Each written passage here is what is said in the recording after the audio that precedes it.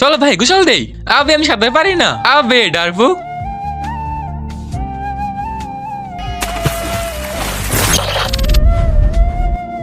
আবে আমি ছোট। আবে আমি এত ছোট হলাম কিভাবে? আবে ভাই ওই এই দিকে তাকা, নিচে আবে নিচে তাকা। আমি এত ছোট হলাম কিভাবে? আমি বলতেছি যে এই নদীতে গোসল দেয় সেই ছোট হয়ে যায়, কিন্তু কেন ওইটা আমি জানি না। তোমরা ওই দানবের জন্য এত ছোট হচ্ছ। ওর উপরে অভিশাপ আছে, ওর হিসু যার উপরে পড়বে সেই ছোট হয়ে যাবে।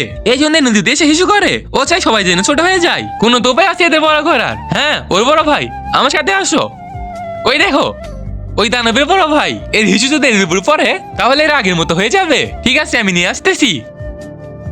আবে দানব এনে পানি খা আর ভিতরে হিসু কর। হা হা। আবে আমি পানি তখনই পান করি যখন কিছু খাই, তাহলে এইটা খেয়ে নে। ঠিক আছে আমি ফল খাই না, আমি মানুষ খাই।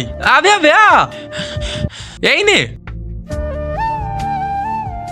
সালে দম থাকলে আমাকে খেয়ে দেখা।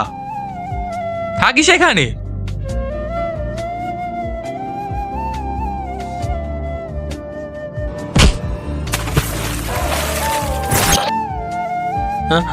আবে আমি ছোট হলাম কিভাবে?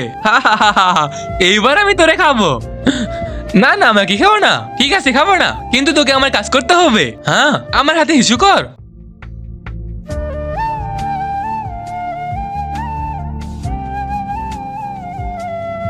এই গিফটের ভিতরে দুনিয়ার সবচেয়ে সুন্দর জিনিস আছে। এই ছবিটা যদি আপনার কাছে সুন্দর মনে হয় তাহলে ভিডিওতে একটা লাইক করে চ্যানেলটা সাবস্ক্রাইব করে দাও আর কমেন্টে আল্লাহ লিখে দিও। আবে আমরা বড় হলাম না কেন? হ্যাঁ এরা বড় হলো না কেন? আবে আমি বলেছিলাম বড় রাক্ষসের হিসু তোমাদের গায়ে ফেলাতে হবে, কিন্তু এত বড় রাক্ষস কি ছোট করে ফেলছে। এই কারণে তোমরা ছোট এখনো আছো আর তোমরা বড় হতে পারবে না। আবে একটা উপায় ছিল ওইটা তুই শেষ করে দিলি।